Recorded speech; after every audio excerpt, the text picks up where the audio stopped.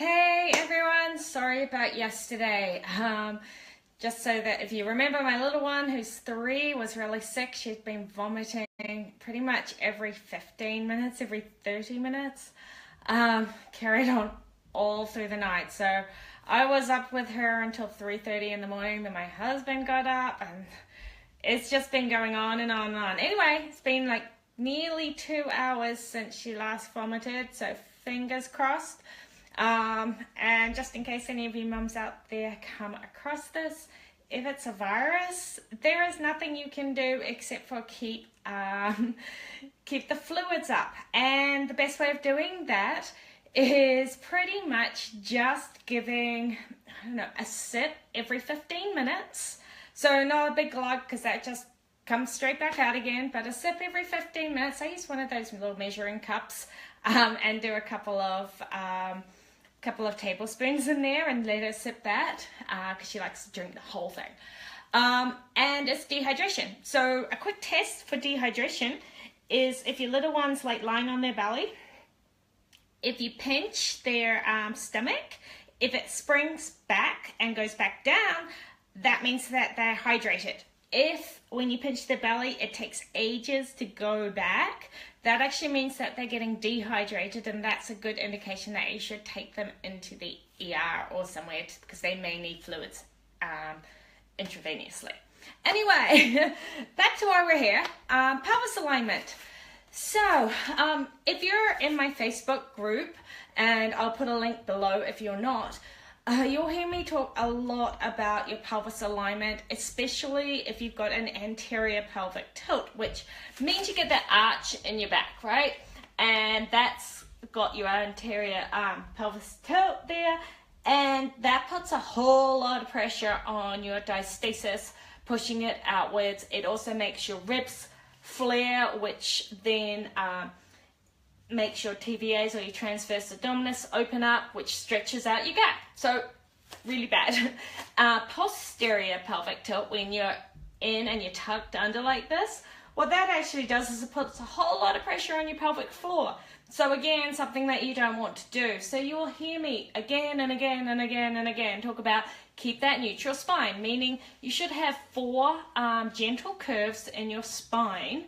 So it's not meant to be flat and it's not meant to be arched, but there should be 4 gentle curves in your spine. And if you're doing exercises, whether it's weights, whether it's your diastasis core work, whether it's any cardio, running, swimming, biking, if you can keep your back in that neutral position, then you can actually safely do most of the core work, most of the cardio work that you want to do. So it's all key on your pelvis, because for your TVAs, your transverse abdominis, to work, your pelvis and your ribs need to be in line. So your pelvis is like this bowl and your ribs is like an upside down bowl, and you want them to be on top of each other, working in harmony whilst you're breathing.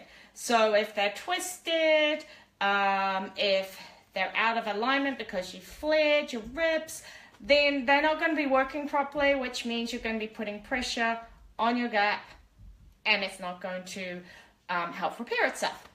So today I want to tell you how to check your alignment of your pelvis.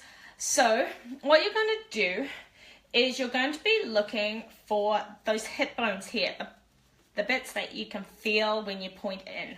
Those are your ASIS bones. So you're going to grab those, and your pubic bone down here. So the key with this is they should line up. So here's one, here's the other. So if you see, they line up. Or another way to do it is you could think about putting the heels of your hand and the tips of your finger on your pubic bone, which works pretty well unless you have a little extra around here. So if you do this, they should line up, so you should feel that the point of your fingers goes straight down to your toes. Or if you just put your fingers together here and here, they should line up. Now, if you have an anterior pelvic tilt, it'll do this, and your ASIS, so the hip bone, will be ahead of your pubic bone. Okay, So that causes the anterior pelvic tilt. And if you have a posterior pelvic tilt, this way, your pubic bone is going to be ahead or in front of your hip bone. So if you were doing the triangle method, at the moment, when I'm in a neutral position, my fingers are pointing pretty much straight between my toes. Now, if I did an anterior pelvic tilt, so I arched, suddenly they're kind of pointing at my heels, and a posterior, they're going to be pointing out further. Okay, so that's a really quick check to see if your pelvis is in alignment. Now, you need to check both sides, because another issue that a lot of mums have is that your pelvis is twisted. Okay, so one might look like it's in line, and then you check the other one and it's miles out. So because of when we're pregnant, we're often, or we're told really, to sleep on one side, and that can cause you to kind of twist your shoulder and twist your hip, and we stay like that for so long, our pelvis can actually get slightly rotated. The other reason that mums often have rotated pelvises is because we stand like this, right? Because we have a baby or a toddler or somebody on our hip, so we put our hips out and we hold them this way so that we can do other stuff with our other arm. So there is another video, and I will put it below, and if I don't, remind me, about how to hold your baby whilst keeping in alignment. But the twist is really often happens a lot, and I also see a lot with one shoulder rotating further forward or lower than the other. And again, same reasoning.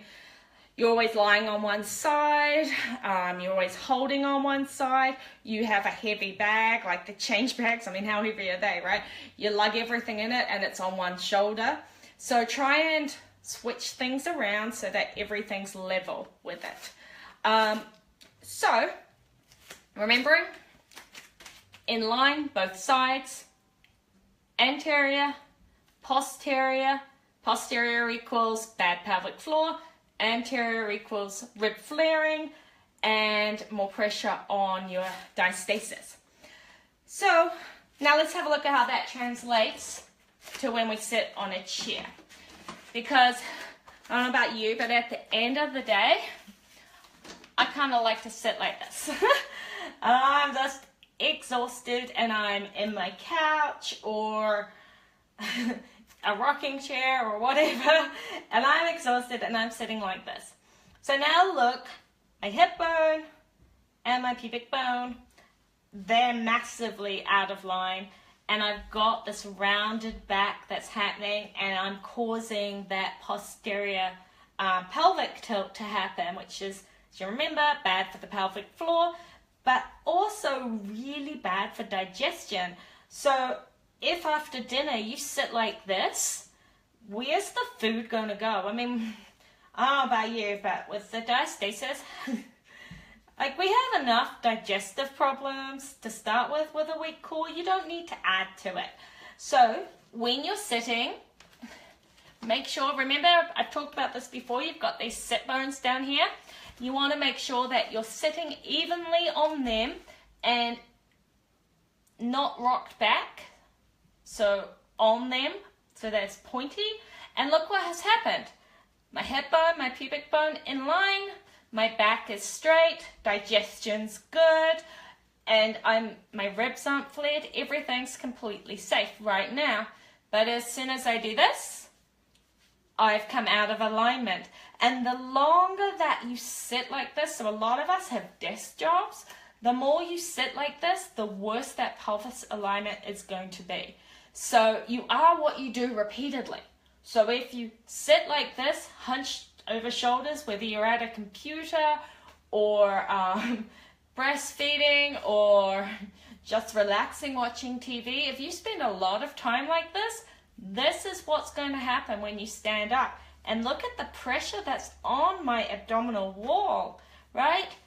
Sit bones automatically, if you're on them properly, will give you that neutral spine. Your ribs are now in the right position over your pelvis, and life is good.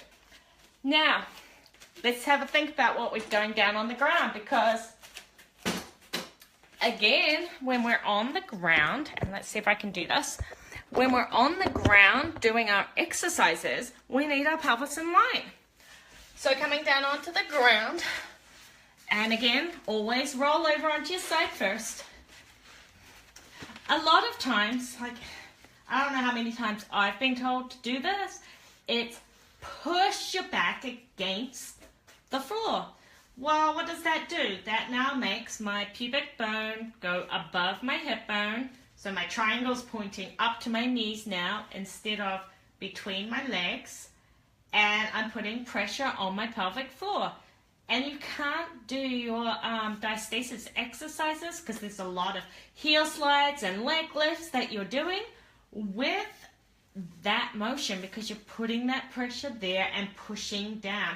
And you don't want to bear down onto your pelvic floor, because that's going to weaken it, and you'll end up, well, let's just say you're not going to want to be at a gym if you're doing that.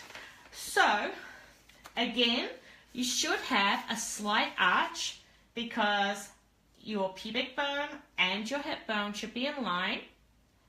If you've got too much of an arch, your pubic bone is going to be lower and your fingers will be pointing down. If you push against the floor, then your fingertips are going to be pointing up, or your pubic bone is going to be higher. So when you're doing all the exercises and you engage your TVAs, you pull up your pelvic floor, you should still have an ever so slight arch in your back so that you can do all of your exercises without doming or bulging or putting pressure on your pelvic floor. Okay, and remember, roll over to the side to get up. And let's come back up here. So I really hope that helps. Next week, what I'll do is I'll give you a couple of stretches.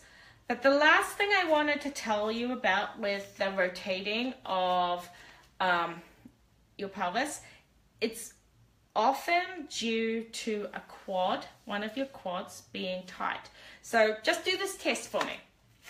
If you're standing still, try and squeeze just one quad. So I'm going to be standing here and I squeeze one quad. You see what happens? When that quad is tight or over tight, twists my hip. Right? Kind of twists it down and forward. So if you are twisted, it's likely that one of your quads is tight. So I'll give you some exercises for that against the wall next week. But just take note. So take note, do you always hold on one side? Is it the side you're twisted? Switch over, do things on both sides, carry your bag on both sides. And when you are carrying, remember, you want your pelvis and your ribs to align, and you want everything with a neutral spine. Okay, I got to get back up to the sick little one, and I see you guys next week. Catch ya.